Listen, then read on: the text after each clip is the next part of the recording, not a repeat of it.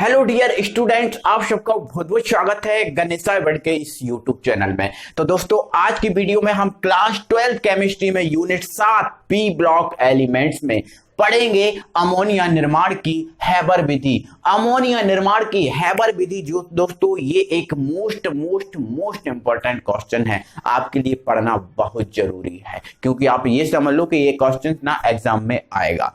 तो ठीक है, हैबर विधि मेरे भाई आपको बता देता हूं, जो अमोनिया निर्माण की जो हैबर विधि है यह एक औद्योगिक विधि है। कौन सी विधि है? औद्योगिक। ठीक है, अब औद्योगिक क्या होता है सर? औद्योगिक क्या होता है मेरे भाई? औद्योगिक विधि है ये। ठीक है, औद्योग मेरे भाई आपको बताता हूं, आपने अक्सर दो विधियों को सुना होगा, एक होती है प्रयोगशाला विधि और दूसरी होती है औद्योगिक विधि। मेरे भाई प्रयोगशाला में कोई भी व्यक्ति बनाना सीखता है प्रयोगशाला में, लेकिन मेरे भाई अगर उसी पदार्थ को, उसी चीज को हमें ज्यादा और भारी मात्रा में बनाना है तो उसका हमें बनाना पड़ेगा एक उद्योग। क्या बनाना पड़ेगा? एक फैक्ट्री बनानी पड़ेगी। तो वहां पर जो उस पदार्थ का निर्माण होगा बहुत ज्यादा होगा तो उसको हम मार्केट सप्लाई के लिए भेज सकते हैं। तो मेरे भाई अगर मार्केट सप्लाई के लिए कोई चीज बनानी है तो उसका हमें औद्योगिक निर्माण करना पड़ेगा, उद्योग में बनाना पड़ेगा। उद्योग में क्यों? क्योंकि वहां पर भारी और ज्यादा मात्रा में हम बना सकते हैं। ठीक है, तो यही मेरे भाई औद्योगिक विधि है अमोनिया निर्माण की। और हमें यदि मार्केट सप्लाई के लिए अमोनिया को भेजना है तो उद्योग में बनाना, तो ये औद्योगिक विधि है। और औद्योगिक विधि में हैबर विधि जो है उस विधि द्वारा अमोनिया का निर्माण किया जाता है। इतना समझ गए? अब सबसे पहला हमारा मेरे भाई आपसे क्वेश्चन है कि जो अमोनिया है वो जनरली बनाई कैसे जाती है, आप ये बताओ। तो सर आप बोल दोगे कि सर आप जो नाइट्रोजन है उस नाइट्रोजन को और जो हाइड्रोजन है उस हाइड्रोजन को 1:3 मतलब एक ये और ये तीन अणु इसके, एक अणु इसका और 3 अणु इसके। सर इनको आप आपस में मिला दो और तो आपकी पता है क्या बन जाएगी? अमोनिया बन जाएगी। तो मैंने कहा वाह बेटा बहुत समझदार हो, बन गई अमोनिया, कोई दिक्कत नहीं है। और यहां पर इसके 2 अणु बनते हैं। लेकिन मेरा आपसे कहने का मतलब इतना है दोस्तों, ये जो आपकी अभिक्रिया है वो अभिक्रिया उत्क्रमणीय है। कौन सी है? उत्क्रमणीय है। और ये अभिक्रिया उत्क्रमणीय के साथ साथ जिसको हम इंग्लिश में बोलते हैं रिवर्सिबल है। क्या है? रिवर्सिबल। जैसे नाइट्रोजन और हाइड्रोजन अमोनिया बना लिया, क्या बना लिया? अमोनिया बना लिया, कोई दिक्कत नहीं है। लेकिन रिवर्सिबल रिएक्शन होने के कारण ये जो अमोनिया है हो सकता है कुछ नाइट्रोजन और हाइड्रोजन में बदल जाए, ऐसा हो सकता है ना, कोई दिक्कत थोड़ी है, हो सकता है, क्योंकि ये रिएक्शन उत्क्रमणीय है, रिवर्सिबल है। तो यहां से ये बन गया तो यहां से ये भी बन सकता है। बिल्कुल नहीं बन सकता? बिल्कुल बन सकता है मेरे भाई। तो यहां पर मेरे भाई और इसके अलावा ये जो आपकी अभिक्रिया, देखो उत्क्रमणीय तो अभिक्रिया है ही, कोई प्रॉब्लम नहीं है। इसके साथ ये जो अभिक्रिया है वो अभिक्रिया ऊष्माक्षेपी है। क्या है? ऊष्माक्षेपी क्यों है सर? तो मैं कहने का मेरा मतलब ये है, ऊष्माक्षेपी इसलिए है क्योंकि ये जो अभिक्रिया जब चालू होती है और खत्म होती है तो इसमें 2400 कैलोरी, कितने कैलोरी? 2400 कैलोरी ऊष्मा उत्पन्न होती है। तो उत्क्रमणीय और ऊष्माक्षेपी होने के कारण मेरे भाई यहां पर जो अंत में अमोनिया बनता है इसके आयतन में हो जाती है कमी। क्या हो जाती है मेरे भाई? कमी हो जाती है। अब आयतन में कमी हो जाती है तो हमें कम अमोनिया प्राप्त होगी, और कम अमोनिया प्राप्त होगी तो इतना बड़ा उद्योग लगाने की, पैसा खर्च करने की हमें क्या जरूरत? इतना बड़ा उद्योग लगाया और हमें फायदा हुआ नहीं, मतलब क्या निकलेगा? क्योंकि ऐसे में तो अमोनिया कम प्राप्त हो रही है, कम बनाएंगे, एक बार में अमोनिया कम बनेगी, धीरे धीरे अमोनिया बनेगी, तो कब तक बनाते रहेंगे? हमारा तो उद्योग बर्बाद हो जाएगा, मतलब नहीं रहेगा। तो नहीं मेरे भाई, ये चीज हमें नहीं चाहिए। तो ऐसी कंडीशन में, इस स्थिति में जब ये व्यक्ति निराश हो गया तो ऐसी कंडीशन में ला सातेलिए नामक वैज्ञानिक आए। कौन आए? ला सातेलिए नामक वैज्ञानिक आए। और ला सातेलिए नामक वैज्ञानिक ने पता है क्या बोला? उनने बोला भाई साहब यदि आप जो अमोनिया है इसकी अधिक मात्रा प्राप्त करना चाहते हो, अधिक मात्रा प्राप्त करना चाहते हो, हमने बोला हाँ। तो वो कहने लगे कि बेटा आप अधिक मात्रा प्राप्त करना चाहते हो तो ये जो आप अभिक्रिया है इस अभिक्रिया को आप उच्च दाब पर कराओ। किस पर कराओ? उच्च दाब पर कराओ। और ताप, तो ताप रखो बेटा निम्न, ताप रखो बेटा निम्न। तो लासातेलिए नामक वैज्ञानिक के अनुसार हमने क्या किया, इस अभिक्रिया को उच्च दाब और निम्न ताप पर करा दिया, कोई दिक्कत नहीं है। अब मेरे भाई उच्च दाब पर कराया, निम्न ताप पर कराया, कोई दिक्कत नहीं। हमें जो अमोनिया है इस दाब और इस ताप पर हमें जो अमोनिया है वो अधिक प्राप्त होने लगी, अधिक प्राप्त होने लगी। लेकिन मेरे भाई निम्न ताप रखा, ताप क्या रखा हमने? निम्न। तो निम्न ताप पर जो अभिक्रिया है वो मंद हो जाएगी, मंद हो जाएगी। तो अधिक मात्रा मिले तो ऐसी अधिक मात्रा से क्या मतलब कि एक ही मेथड को हम 10-10 12-12 दिन चला रहे हैं, ये अभिक्रिया मंद हो जाएगी ना। तो इतनी देर में ये अमोनिया प्राप्त होगी, अधिक मात्रा में प्राप्त होगी, तो मतलब क्या रहेगा? नहीं चाहिए हमें ऐसा भी, ऐसा भी नहीं चाहिए, क्योंकि अभिक्रिया की जो गति है वो है मंद। तो जो लासेटेलिए नामक वैज्ञानिक ने बोला कि बेटा निराश मत हो, तुम निराश मत हो, जो अभिक्रिया निम्न है तो इसके लिए आपके पास बढ़ाने का उपयोग है ना, बढ़ा सकते हो ना। तो हमने बोला कि गुरु कैसे बढ़ाएं? तो बोलने लगे बेटा आप क्या करो, इसमें आप इसमें आयरन उत्प्रेरक डाल दो। क्या डाल दो? आयरन उत्प्रेरक। हमने बोला जी महाराज हम आयरन उत्प्रेरक डाल देते हैं। तो कहने लगे बेटा गति बढ़ गई। तो हमने कहा गति बढ़ गई गुरु। तो फिर हमने बोला कि गुरु हमें गति और बढ़ाना है, जो गति है बढ़ तो गई है लेकिन हमें और गति चाहिए। तो कहने लगे लासेटेलिए महोदय, कहने लगे बेटा अब आप क्या करो, जो एमओ है, क्या है एमओ, जिसको हम बोलते हैं मॉलिब्लेडनम, क्या बोलते हैं? मॉलिब्लेडनम, ये और डाल दो आप, ये और डाल दो। तो हमने बोला कि गुरु बिल्कुल बहुत सही किया आपने।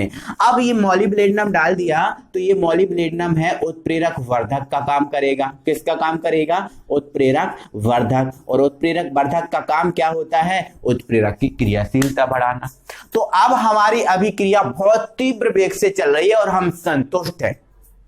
हमारी अभिक्रिया तीव्र वेग से चल रही है और जो अमोनिया है इसके आयतन में भी हमें वृद्धि हो रही है, आयतन में भी कोई कमी नहीं हो रही, अच्छा आयतन हमें इस अमोनिया का प्राप्त हो रहा है।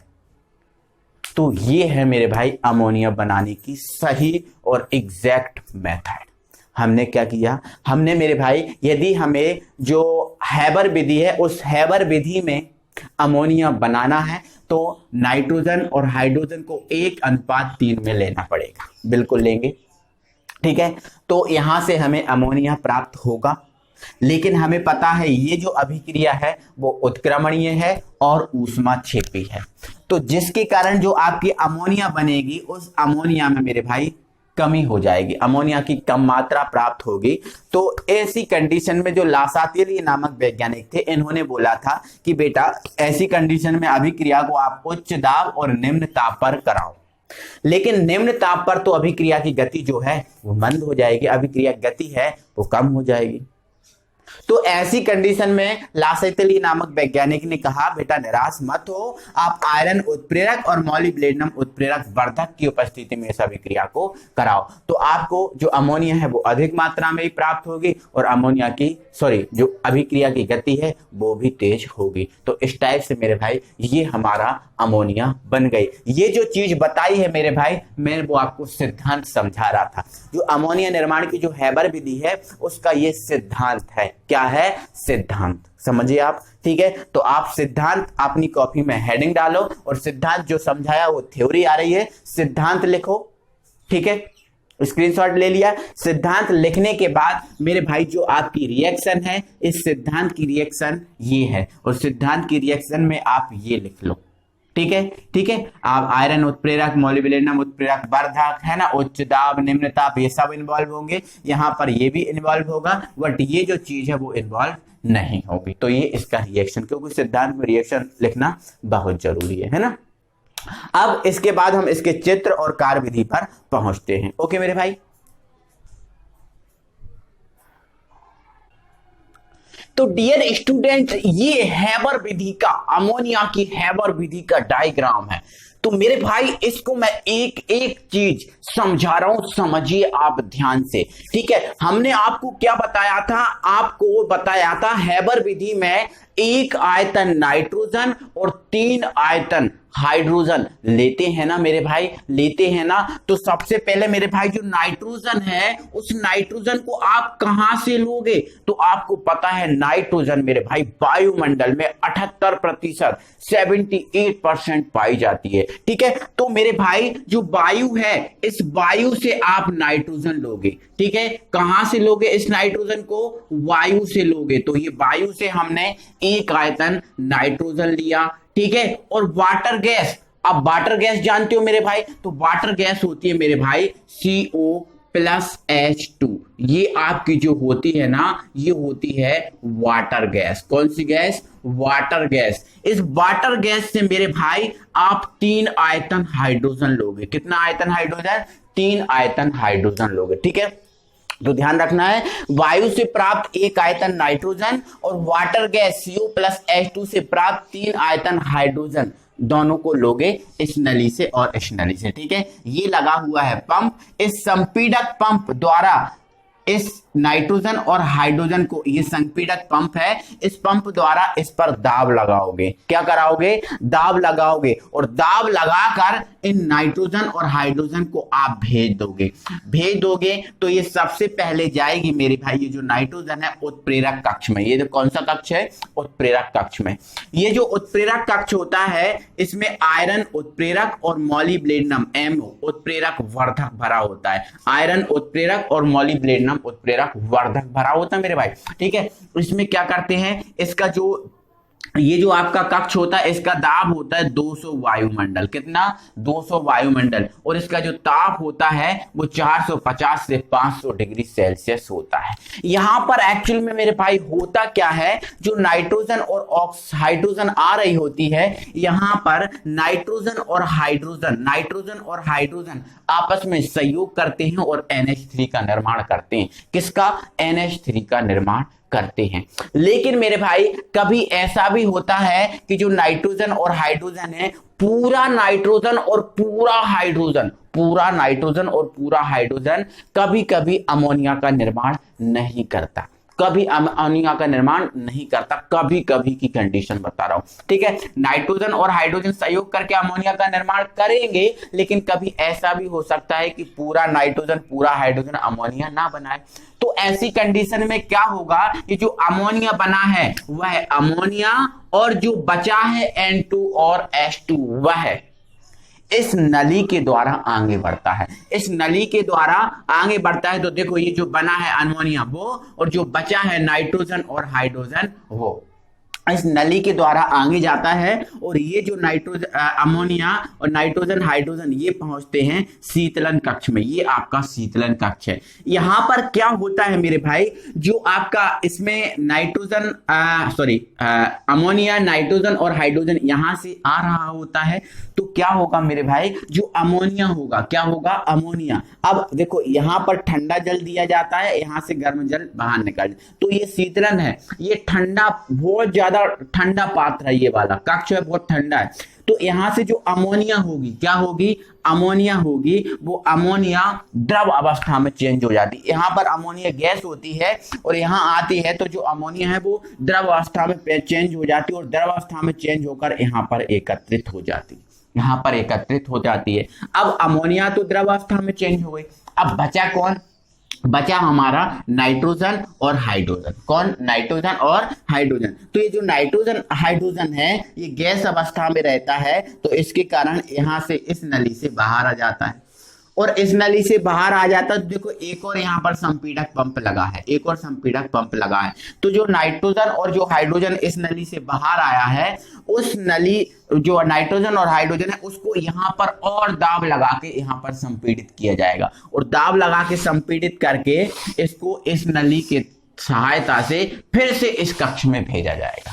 फिर से इस कक्ष में भेजा जाएगा। अब फिर से इस कक्ष में कौन आया है, नाइट्रोजन और हाइड्रोजन। तो यहां पर जो नाइट्रोजन और हाइड्रोजन है फिर से अमोनिया बनाएगा। क्या बनाएगा, फिर से अमोनिया बनाएगा, और जो बचा है N2 और H2 वो फिर से अमोनिया के साथ आगे बढ़ेगा। तो अमोनिया फिर से द्रवित हो जाएगी जो बनी है, और जो N2 और H2 बचा है फिर से यहाँ आ जाएगा, फिर से पंप द्वारा दबाया जाएगा, फिर से इसको यहाँ भेजा जाएगा, फिर से अमोनिया और हाइड्रोजन सहयोग करके अमोनिया बनाएंगे।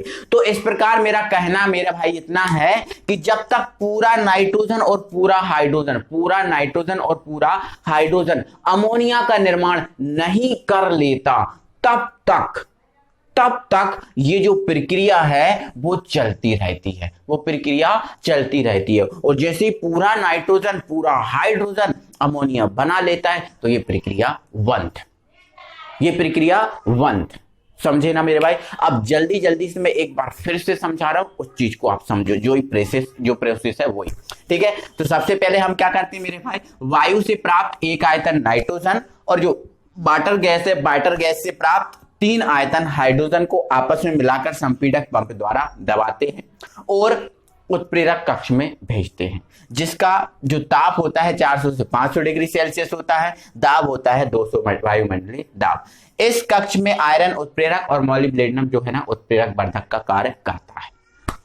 यहां पर जो नाइट्रोजन है और जो हाइड्रोजन है आपस में सहयोग करते हैं, अमोनिया का निर्माण करते हैं, और कुछ नाइट्रोजन और हाइड्रोजन बचा रहता है तो वो अमोनिया के साथ आगे बढ़ता है। तो अमोनिया शीतलन कक्ष में जाता है, तो अमोनिया शीतलन कक्ष में जाएगा तो अमोनिया तो द्रवित हो जाएगा। अब जो N2 और H2 बचा होगा वो यहाँ आ जाएगा और फिर से इसको संपीड़क पंप द्वारा दबाया जाएगा। यहाँ पर दबा के इसको फिर से यहाँ भेजा जाएगा, फिर से N2 H2 सहयोग करेंगे, अमोनिया का निर्माण करेंगे। इस प्रकार से पूरा नाइट्रोजन और हाइड्रोजन अमोनिया का निर्माण नहीं करता, तब तक ये क्रिया चलती रहती है। समझे ना मेरे भाई। तो ये है मेरे भाई अमोनिया निर्माण की जो हैबर विधि है उसका ये डायग्राम है। क्या है, डायग्राम। आई होप कि आपको समझ में आ गया होगा। अब बात है सर थ्योरी, इसकी कार्य विधि। तो दोस्तों ये कार्य विधि जो है स्क्रीन पर आ रही है, अब जल्दी से ना आप इसका स्क्रीनशॉट लो और कॉपी पे लिखो, है ना। तो आई होप कि आपको समझ में आ गया होगा, कोई प्रॉब्लम नहीं होगी। तो दिल से ना वीडियो को दोस्तों लाइक करो, अपने फ्रेंड सर्कल में शेयर कर दो, बिल्कुल शेयर कर दो, ठीक है। मिलते हैं अगली वीडियो में। Thank you very much.